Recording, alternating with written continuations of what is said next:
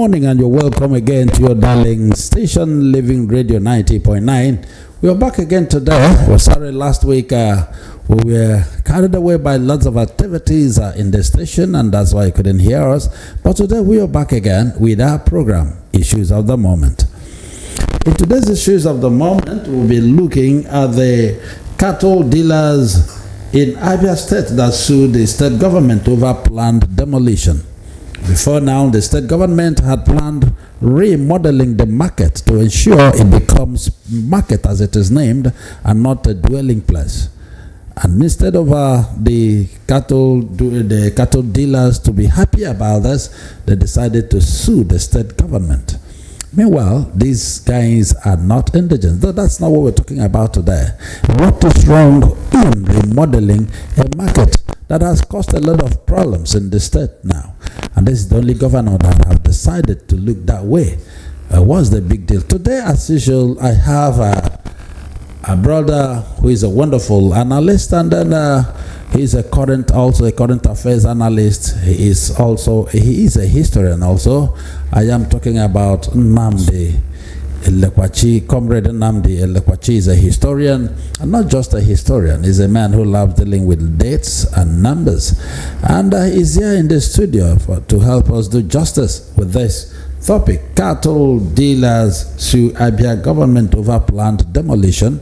After that, also we'll look at the geometric plant that was launched or inaugurated and commissioned by the president of this Federal Republic, Ahmed Bola Tinubu, ably represented by his vice, that is Shetima. Vice President Shetima. We are going to look at this, and then when we go break and come back, we'll also, if we have the time, we'll look at the Abia local government that also took the state government to court over non-indigent inclusion in the appointment of mayors.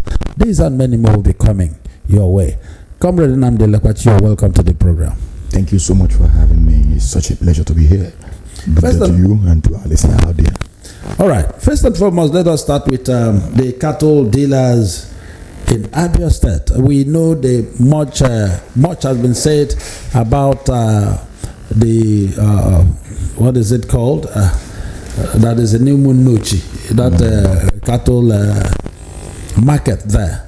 And then you also learned that the state government at a point discovered the composing bodies and even decomposed ones, ranging about 40 to 70 and thereabout. Now the state government have decided to remodel the market and make it a pure market, which it should be. And now they are taking the state government to court. Yes, I understand that thing about exercising your right to go to court to seek legal redress to any matter. But there is something here now. We must also remember the Land Use Act, which is also a law of the Federation, entrusts all the land in the state. In fact, the governor is bona fide, the landlord of the state. But that said, I think, let me begin by saying there are twists to this, and I do not think it is in their best interest to go the extra mile. Because one, we are all witnesses, either by experiencing or by hearing, of the development that took place within the Lokman market axis, even before it was reported that decomposing bodies were unearthed within the vicinity or within the perimeters of the market, yes, or within the axis or within the coordinates of the market. We have known that axis to be the axis of evil. We do not forget the experience of the prelate of the Methodist Church, who was kidnapped alongside his bishop or I think either some of the pastors. Some of the clergies, they were kidnapped, and the testimony they gave upon release was that the kidnappers or their captors were speaking for food there, and that they were from Fulani extraction, and that possibly, as he alleged, the military stationed within that axis or within those coordinates may have a hand. Yes, may have a hand in the whole dealings. That said again, before that time, I know I have a neighbor who escaped death within that axis. In fact, he was shot at by these same kidnappers. And I'm not here to reproduce the conversation he told us in confidence he had with the people before he was released. And then... No, there's nothing wrong with that. Yes, he said that they told him they had cordoned off the entire margins, the entire forest margins. You understand? As at that time. But I thank God we are no longer hearing such a thing. So it was timely. It was timeous that the governor did what he did. Remember that the governor did not remove the market of which he had the powers to do that. Remember that for safety or for safety purposes, former governor Okezie has only moved the market and nobody died. The abattoir, you understand? Yes, yeah. Where our people actually went there for slaughter and then buying of meat for occasion. It was equally a mini market. It was just a mini market, and the governor removed it and nobody died. Now they are saying remodeling. I will even blame the governor of Abia State, Abia State, for allowing the market to be in that location. That's an express road. Yesterday we were talking about a student of Abia State who lost her life. And I was saying, if that school had not been situated wrongly, that place, we wouldn't be talking about that death. Look at schools like in soccer. Yes, it's not the first time, it's not the second time. Yes, and we know the axis where we're talking about. Yeah. One of the busiest places in Aba, Brass and Bata, within the two junctions. So what I'm saying is that market ought not to be there in the first place. You understand? It ought to be somewhere within the town, not at the express. But then that's by the way. Then the governor did not say he was removing the market. He said he was remodeling. Exactly. They have no powers to even resist. Now that they have gone to court, it's fine. But the truth remains that while they were there, to an extent, that place became ungodly. That place became a threat to security of the state. And remember that section 14 of the section 14, I think paragraph B of the constitution is clear that the primary duty of government shall be to do what? Protect lives and property. So if in line with this constitutional mandate, the governor is saying, I am remodeling the market and I am making it to become a daily market, not where you live. Yes. There is nothing wrong with that. Let us understand their grievance. Their grievance stems from the fact that the governor is saying it will no longer be a place where people live, or it will no longer serve as an encampment. It will no longer serve as a brothel. It will no longer serve as an encampment where a lot of things exchange hands, both weapons, both money, and what have you. So from their intelligence, they know better. So the government saying we are removing this market and they are going to court. Let them go to court and let's hear what justice they will do. But then, yes, they should also bear in mind that the governor is in exercise of his constitutional powers. You understand? 1, for security reasons. 2, it's the land matter. 3, the options given to them were not bad. If you ask me, the options are not bad. What were these options? Said you go and live with the people. Go and live with amongst the people. You understand? I understand that they are like one of us. Some of them were born there. They only know that their parents or that their lineage traces to. Let's not just go there. The fact remains that their activities whatsoever, whether economic, whether trade, must not undermine the security structure of the state. All right. Paramount. All right. Yeah. It is also important to know that we have some of our brothers who are trading in the north. Yes, in the north too. And they don't live in the market. So many markets around here. Just like the Mami market we talked about here. There are people now mix up with the people in the city and then come there to trade. And now, though you are not a lawyer, but as conversant as you are with the situation in this country, what do they have local standing for what they are doing? That would be for the court to determine. Is the court that will say they have or they do not have. The court will say they have or they do not have. Then the fact remains that yes, for matters like this, when there are conflicts or when there appear to be misunderstanding, quarrel, and breakdown, you understand? When the relationship is failing, you approach the court. So what they have done is in their right. You understand? but they got with the domain. But also the governor, also remember, like I did say, has the constitutional right to secure lives and property. You understand? If a particular structure within the state is bringing about insecurity, it is the governor's duty or the government's duty to remove such structure. All right, let us also look at that. That's why, because when Okezia removed the mini market we'll talk about here, they call it Ahudele. When Okezia removed it, a lot of our people, indigents, were involved. None died. Even the abattoir, the people handling it were majorly Enugu people, Igbos, and also some of our mothers and younger women who were selling perishables. Yes, who were selling perishables. They were also there. Nothing happened. Now, is it because these people are Hausas or Fulanis, or because they think they are untouchable? Because of the way the nation is. Is that why in another man's land? I think it has to do with maybe idiosyncrasy of these persons who feel they should own a particular portion of any place they are. You understand? Exclusively. Should become theirs. It should become an encampment for their settlement. I do not say that is right, but I do not subscribe to it entirely. And I will tell you why. You see, recently in Lagos, even as recently as maybe as do I say just 2 months or even a month ago, markets allegedly said to be dominated by the Igbo were being demolished. Yes. No, I have not heard that the Igbo community is taking Lagos government to court, even for what I may call diversionary reasons. That you want to restore environmental this and that, you want to exercise this or that, that you want to control what was raised in the sector. There was no story that said the people or the traders were posing serious security threat. No. Or becoming insurmountable for the state as non-state actors.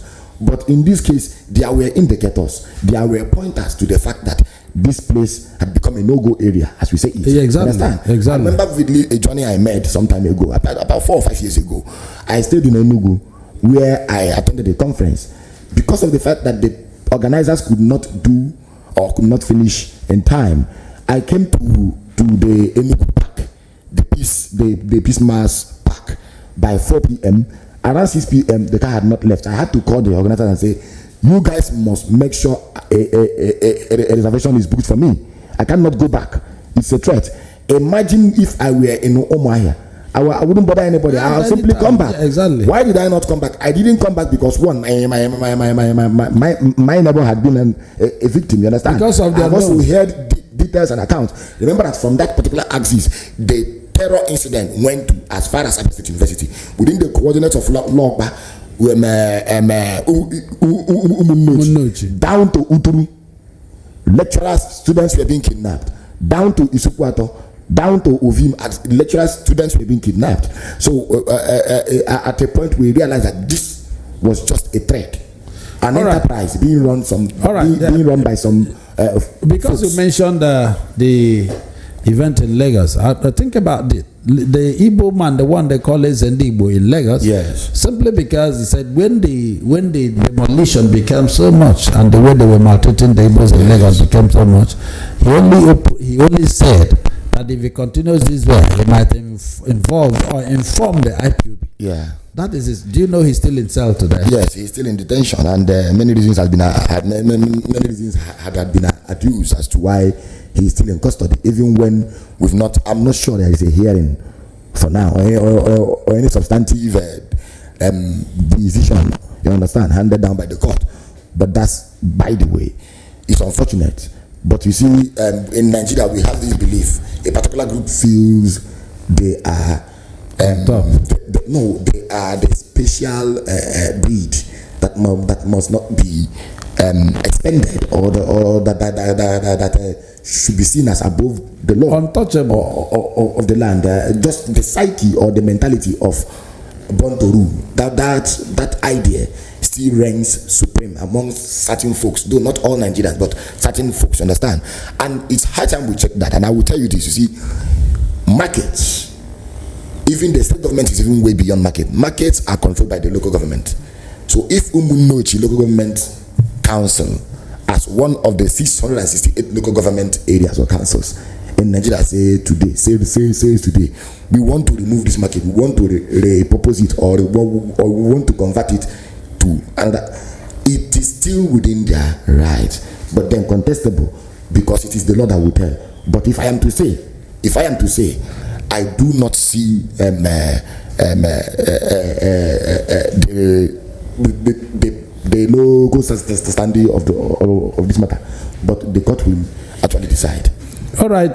Before we go into the because we have to talk about planning of the state. Yes. According to the state planning, was that place supposed to be a residence? All right. A residential area. So many Abians who are directly involved who know this, and then especially when it came up on news that the cattle dealers in Lokbanta are taking Abia State government to court.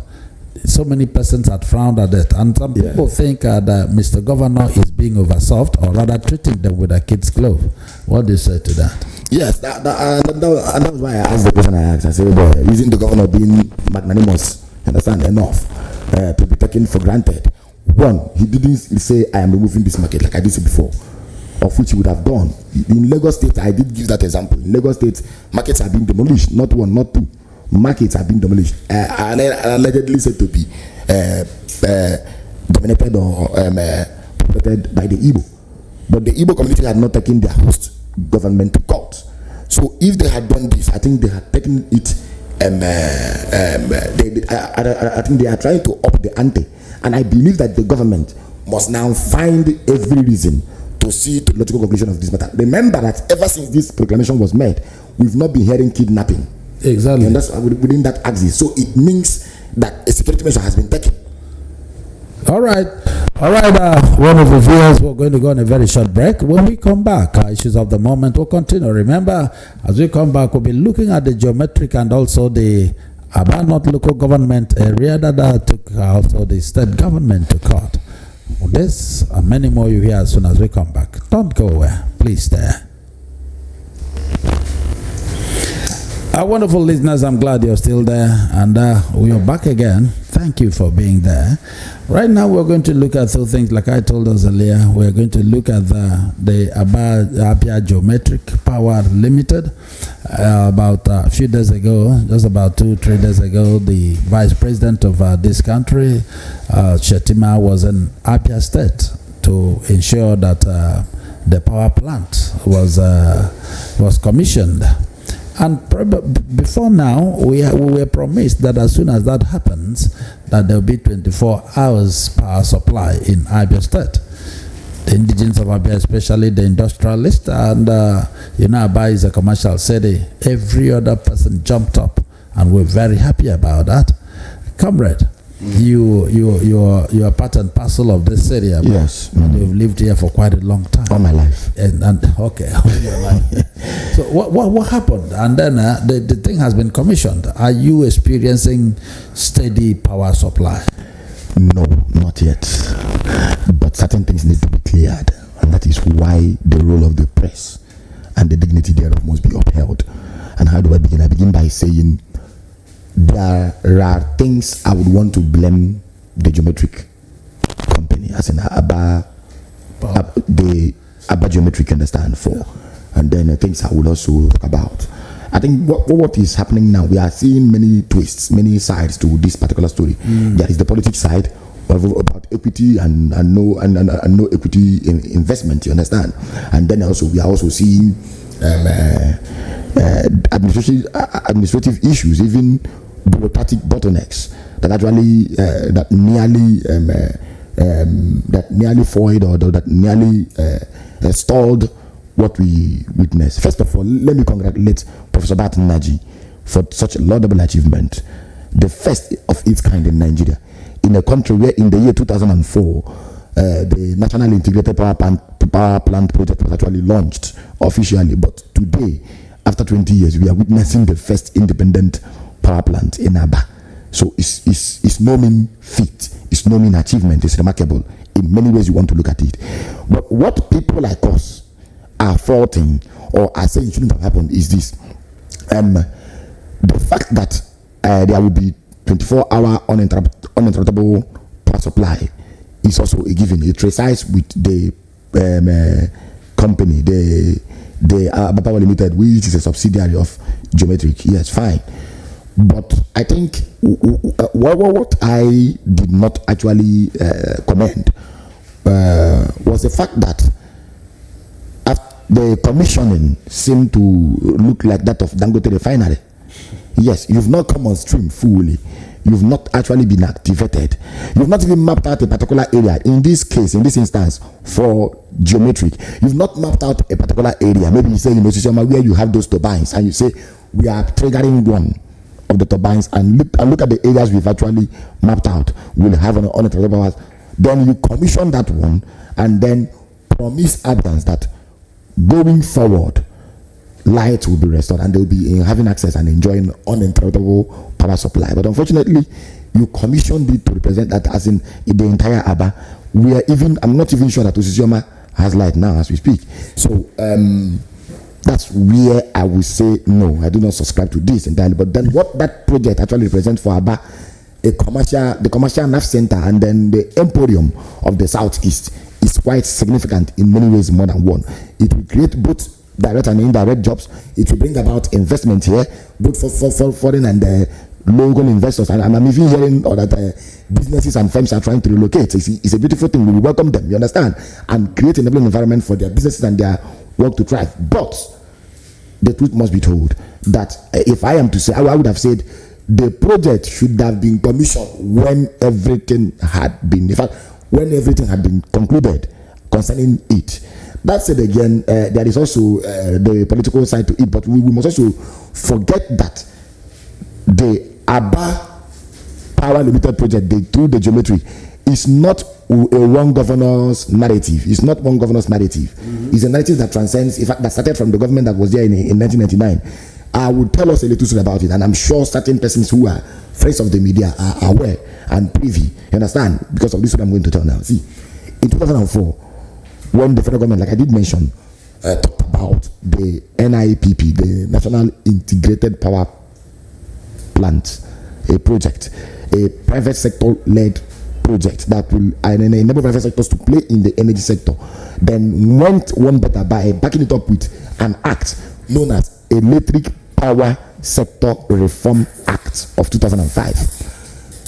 Ngoso Konji-Iweala, when he visited Abia State, visited the area and saw what people were into: fabrications, trade, manufacture, manufacturing, building, and what have you. She said the only thing remaining to trigger, you understand, to unlock the economic potentials of Abia State, or Aba as it were, was constant power supply, for which she muted the whole thing. You understand? She muted it then and then approached Bat Energy. Bat accepted. That we heard that there was that approach to the federal government to do this. Bat even resigned from his position as a minister of the Federal Republic to pursue this project. Later, due to privatization scheme, we heard of EEDC acquiring what should have been acquired by Aba Power Limited, until when Buhari came on board, judgment was handed down. But let me say this: in 2000, in fact, during his time as a governor, Otto Zakalo welcomed this initiative. Then TAOG even built the road, the 1.4 kilometer access road that connects to the area where the project is situated today. Then Governor Ogugezi leveraged what you call para-diplomacy to help this firm to access certain loans, being a subnational government. Because when you are approaching either the World Bank, because they approach the Afri-Exim Bank, that is a Africa Export and Import Bank. So if you are approaching such a bank, and then on the support of a subnational government or even a national government, it accelerates, it fast track the processes. In fact, the loan is usually processed easier. You understand? So they followed them and then they won the, but then Governor Oti came and then continued where others stopped, and then saw to the completion and to the near completion now and the launch. You understand? But unfortunately, we are beginning to hear certain narratives which I believe is not healthy for the state. It's not a one governor's project. It is the project that was actually begun by a private firm, supported by other state governments successively up until the present time. So I think people should understand this. Then, as we progress, maybe this time allows, we talk about the equity story and the rest of them. All right, talking about the stories, had so far that is not rather healthy. Yes. You know what happens in governors, especially at this part of the globe, in the entire Igbo land. There are people, the only way they can make their feeding, especially at this political era, is praise singing and sycophancy. Yes. And so I think we should not divorce that away, from what happened. Now, back to this question. Now that this place has been commissioned, and then based on the promises of but do you think, assuming it gets on, they keep the ground hitting in terms of they hit the ground running in terms of this steady supply of power. Do you think most of these moribund companies and industries in Aba will be revived? Yes, some of them will come back to function, because I remember vividly when we approached one of the telecommunication companies, the telecommunication giants. I won't mention the name because it's not in our manner to mention the name of brands. We approached them and talked about exorbitant rates of call card, or what you call subscription card or airtime. They told us the amount they spend, you understand, on powering their facilities, buying diesel, and as we speak now, we are burning diesel here. You understand? Yeah. So all those things are factored in the cost of production, and then the cost of product too will reflect all those things. So I think some of these companies are moribund or left or quit because of what? Not because of there was no will to continue or continuity, but because of what? Cost of production, which has to do with one power supply, two, the cost of buying diesel. We now do what? Bring about even what you call cost push inflation. When the price of a product is high, because of cost of production is high too, you have what you call cost push inflation.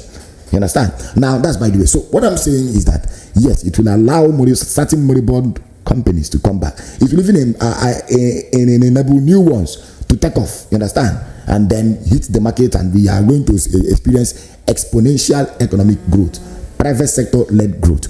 We are going to witness productivity. We are going to witness a move away from dependency to production and to manufacturing. And I think is what will actually help unlock the economic potentials of this state, because anywhere you go to, let us take this call. You are on to Living Radio 90.9. We are on the program Issues of the Moment. Hello. Okay, we lost it. Let's go ahead. We lost it. Let's go ahead. Now, what you're saying, I also want you to combine it with this. What is the hope of the band? Since the commission has come and gone, and then yes. Do you think there is any little improvement? I would say this: there is an improvement. Okay. And I will tell you why there is an improvement. Under the past administration, I'm talking about the administration of former President Muhammadu Buhari.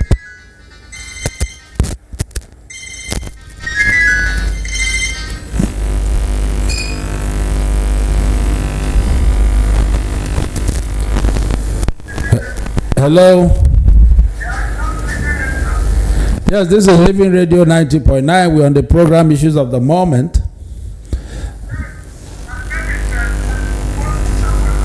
Okay. And I'm listening to your program.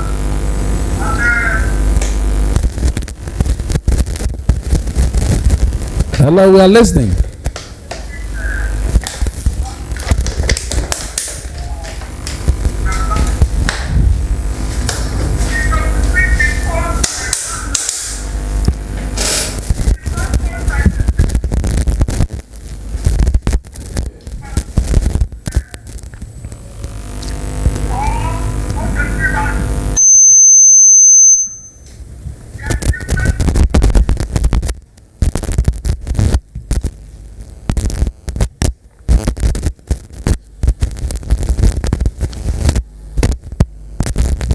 We are listening.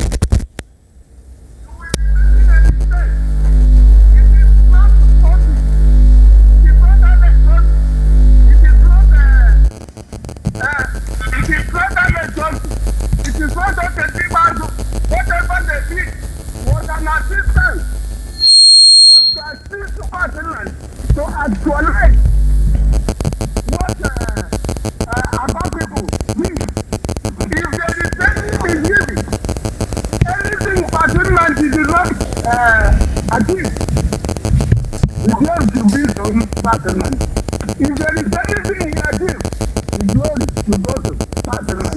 Not to the leaders, not to see us. Thank you very much. Thank you. That is yes, exactly. one of our listeners. Exactly. Did you hear what he said? Moses, yes, he said it is a private, like you see, I was using the word private sector-led growth. Yes. Private sector-driven growth. Private sector-led development or growth. It was purposeful. The government said, let private sector come into the sector, understand, and play. Let the private come into the sector and play and help in terms of what? Power generation, or help the dwindling energy sector of the economy. Well, 1 minute, comrade. Please, for those of you out there who are listening, you can call us on 07033673900. You can call us and then make your contributions or whatever you've observed since after the commissioning. Since the commissioning and after the commissioning, what is the development like? What is the improvement like? And then, do we have hope? Do we still rely and trust on the Geometric Plant Power Limited in Aba? Yes, like I was saying. So what said now was what I was trying to come to when we talk about the equity. Yeah. It belongs to everything. The investment belongs to a private man. And then if the government had invested, it's the government that has invested, not one man. I'm saying this to remind or to caution the supporters of both camps on the both device, understand? Because even if you are majorly, it is the present camp now that is so anything you're talking about, yes, it is. I did say it began in 2004. It didn't start today. Then that's it again. I think yes, there is an improvement. The program has lasted for 20 years. Yeah, it has lasted for 20 years. 20 years, yes. There is an improvement in terms of power supply. It was begun since last year during the mass metering project. If you look at it, you see that virtually all the houses in the town area, in the crown area of Aba, now have meters. Why? Because under Uchibanjo, they try to accelerate that. Now, the implication is that the providers are now cautious. They now know that if they do not provide, people will not consume. So for them to get money, they have to make sure you have light. So in that aspect, there is an improvement in the rate of what energy consumption and utilization. There is also hope going forward, because according to Barton, he said we should not actually believe everything will happen all of a sudden. He said we should give time. Some persons are saying 3 weeks, some are saying 1 month. I don't know the length of time he gave, but what I want to say is that he did say it was not going to be all of a sudden or instantaneously. So we have to be patient. We have to see how they will migrate us. Okay. Because I have to explain this. It's important. What is happening is that they are removing us from the national grid to become independent power consumers. That's why it is called National Independent Power Program. You understand? They are removing us from the national grid. The one that has been failing every now and then, it keeps failing. So they are moving to an independent one. Now, before we leave this particular topic, there is something I will also want you to clear, because you've been in this town for a while now. Yes. And then talking about this power supply, you know, as we speak, there are so many areas that have not been fixed with these meters. Exactly, yes. And then they have continued with these what do they call it? Exaggerational, estimated billing, and which is not in any way friendly. Because I have a friend who is customer friendly. Yeah, I have a friend who has this bill. He said for 5 months, for 2-3 months, has not been able to finish 5,000 naira. Yeah, I'm still enjoying 5,000 naira now for about 4 weeks. Wonderful. And now, but each month they don't. In this their estimated billing, they don't give anything less than 10, 12, 15,000 naira. Yeah, and not to think that this is a reason, a way of extorting the people, and that is one major reason they don't want this thing to go around. The prepaid meter. I think it would be wrong if you say they don't want it to go down. They have been given the directive. It is in this directive, it is in this aspect that I will even give kudos to the governor. He was part of the conversation, but they've been mandated, even from their authorities. They say make sure every house is metered in Aba. I understand that there are delays and hiccups or even setbacks. It's always the Nigerian thing. I'm not saying it is fine, but what I'm saying is that according to the whole thing, these 9 local government councils, the so-called aberrant fenced area, the 9 councils must have uninterruptible power supply, according to what Batman is saying. That's that way. But then must also have meter from the regulators, and it's very, very important because you mention. I want to even commend you mentioning estimated billing. That's I don't know. It's outrageous. It is. If there is what they even call the capping or the capping. That is what the act recognizes as capping. Someone within a particular class tariff. Here is a class tariff.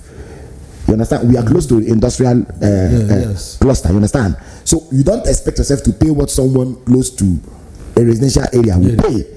But unfortunately, estimation is that they just calculate one or two things, estimate it. Sometimes they even overestimate. In fact, it shouldn't be called estimation, it should be called overestimation. Overestimation. They overestimate and say you are going to pay this, you are going to pay that. Even the capping says nobody should pay more than, I think, 10,000, 9,000 naira in certain areas. I live in that area, I was paying 18,000 naira at a point, 11 at a point. So you see that it has no justification whatsoever. There is no justice behind it. So I think I want them to migrate every consumer to that prepared bill, and it's very, in fact, it is consumer friendly. You understand? And then easy to use. If you decide to have life, if you want to enjoy 5,000 naira for 1 year, you can. It's up to you. It's up to you. On the number of the days you want to power down all your appliances, and then the number of days you want to use them as well. All right, wonderful viewers, this is the much we're going to take today because of our time. Remember, one of the topics today was not discussed, but when we come back on Friday, we are going to handle this. And then today, you've heard it, we've talked about 2 major issues, and then I am sure Abians have heard that the geometric, they've come to stay, and we believe God that soonest rather, there will be a steady power supply, and Aba will regain its name and glory as a commercial nerve center, if not in Nigeria, then in Africa. Having said that, Comrade Nnamdi Lekwachi, I want to thank you for being part of today's program. Thank you so much. Thank you so much. Please, people should not listen to sycophants and those who are purveyors and peddlers of rumors and half-truths and then lies. All right, that's the much we're going to take for today. Remember, we're back again on Friday, and even before then, the Odyssey of St. Moses Obunna will also continue, keep coming your way. We've had the episode 3. Very soon we're going to have the episode 4. Thank you for being part of this program. I remain your anchor man, Chinedum Godson Adiele. Bye for now.